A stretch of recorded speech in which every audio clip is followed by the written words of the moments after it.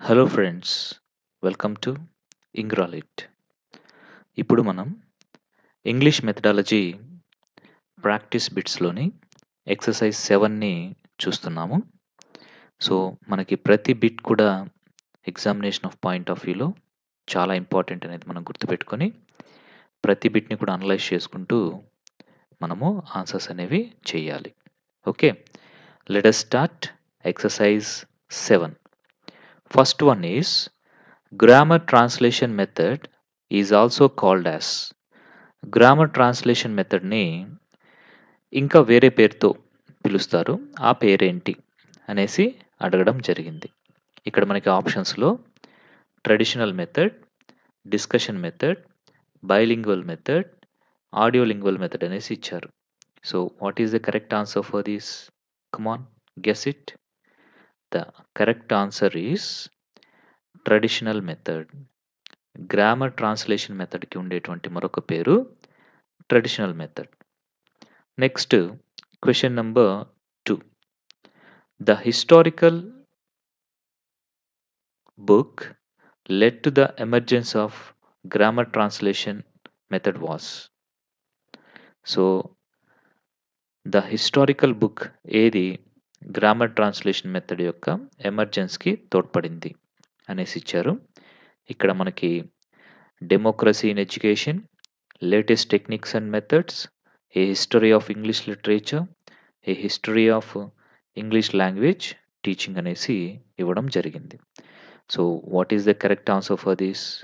ఏ historical book grammar translation method బాగా అభివృద్ధి చెందేదానికి ఉపయోగపడింది అనేసి దీని యొక్క అర్థం.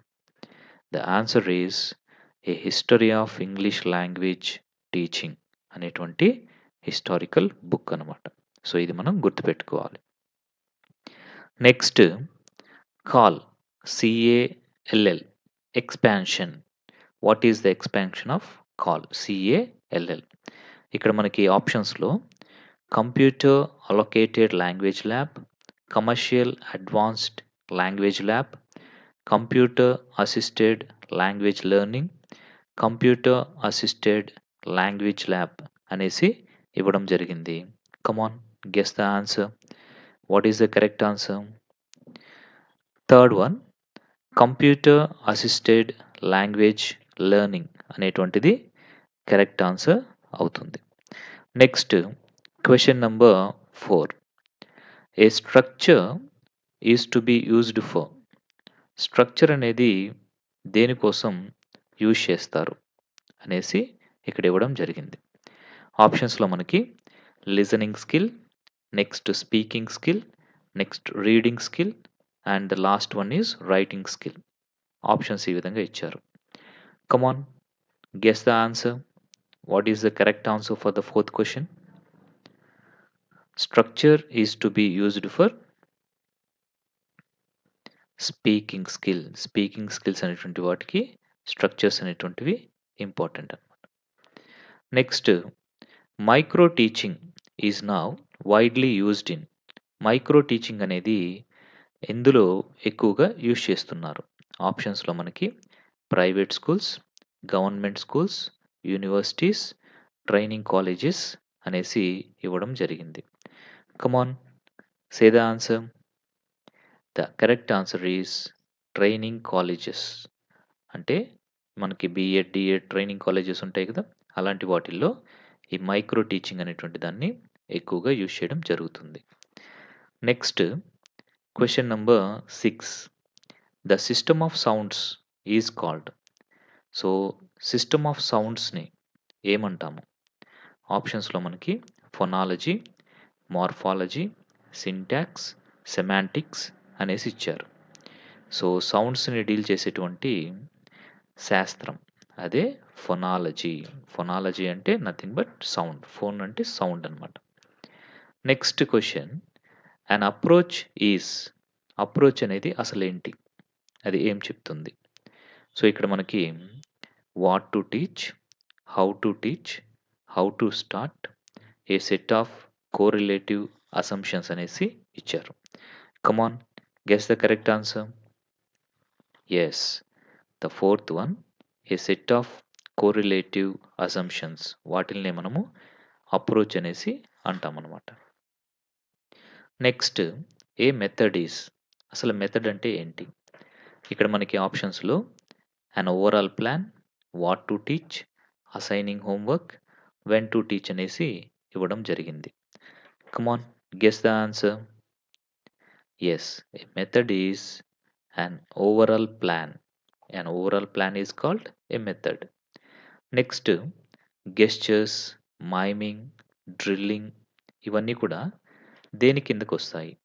ఇక్కడ మనకి మెథడ్, అప్రోచ్, ప్రాసెస్, టెక్నిక్స్ అనేసి ఇవ్వడం జరిగింది. Come on, the people have to guess the answer.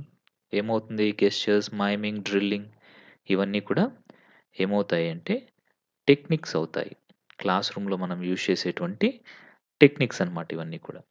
Next question number 10. Listening tasks should be based on. So listening tasks అనేటువంటివి దేనిపైన బేస్ అయ్యి ఉంటాయి అనేసి అడగడం జరిగింది. సో మనకి ఆప్షన్స్‌లో irrelevant situation, real life situation, the story, the lesson only అనేసి ఇచ్చారు.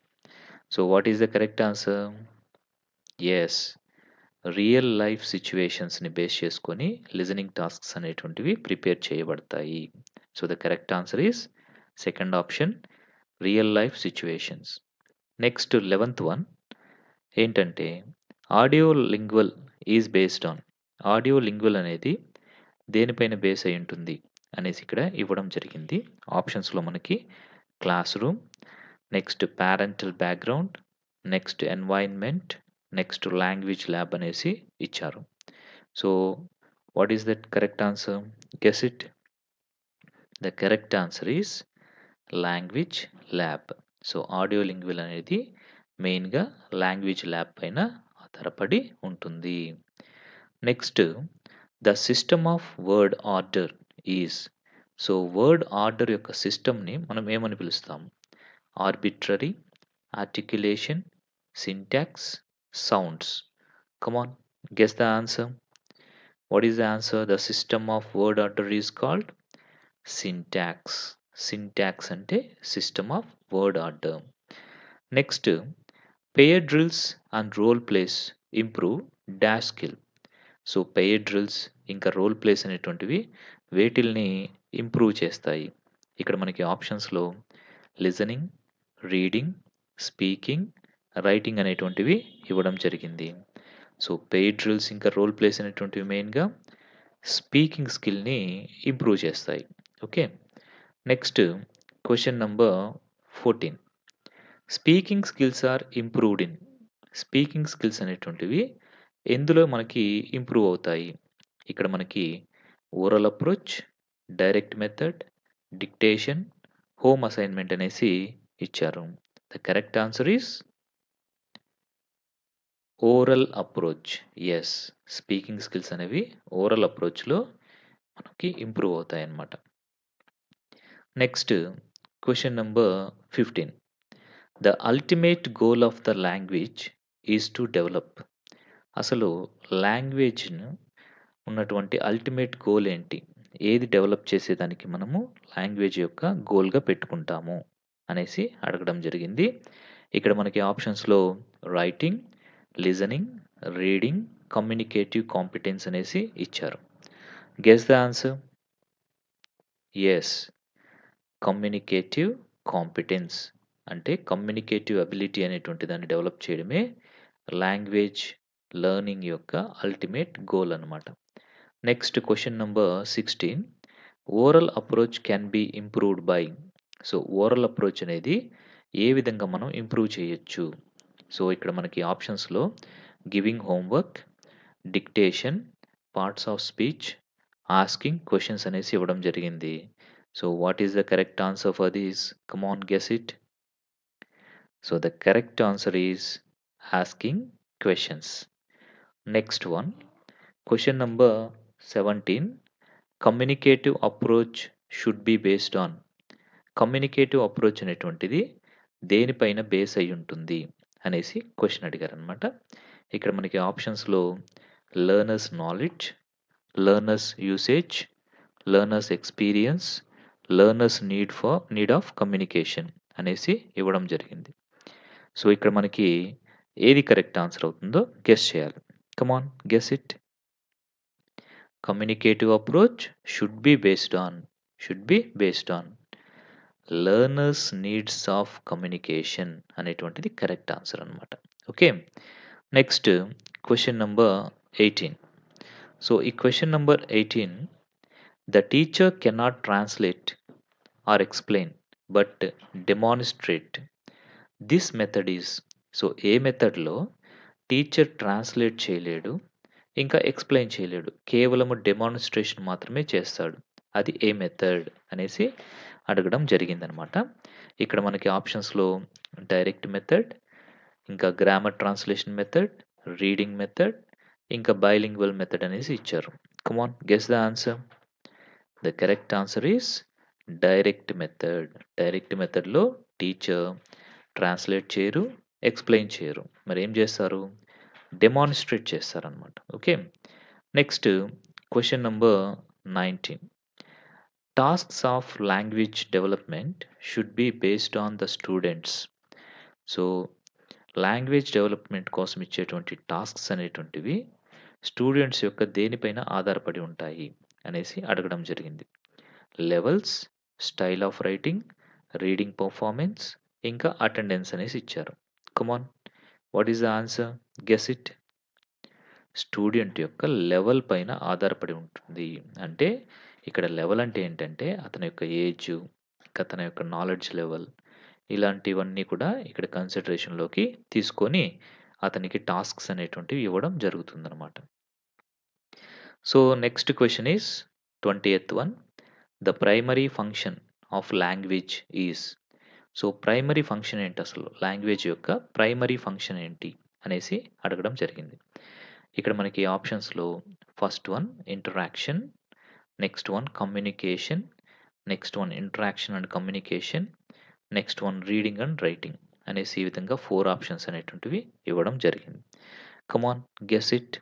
The primary function of language ఏంటి? ఏంటంటే ఇంటరాక్ట్ అవ్వడము, ఇంకా కమ్యూనికేట్ అవ్వడము. ఇవి 2 కూడా మనకి ప్రైమరీ ఫంక్షన్ ఆఫ్ లాంగ్వేజ్‌గా తీసుకోవడం జరుగుతుంది. ఓకే. సో, ఈ విధంగా మనం ఎక్సర్సైజ్ 7 అనేటువంటిది కంప్లీట్ చేసుకున్నాము. ఇందులో కూడా మనకి చాలా మంచి బిట్స్ ఉన్నాయి. సో, వీటన్నిటిని కూడా మనం అనలైజ్ చేసుకుంటూ డిస్కస్ చేసుకోవడం జరిగింది. Okay. I hope this will be useful for you. Thank you very much.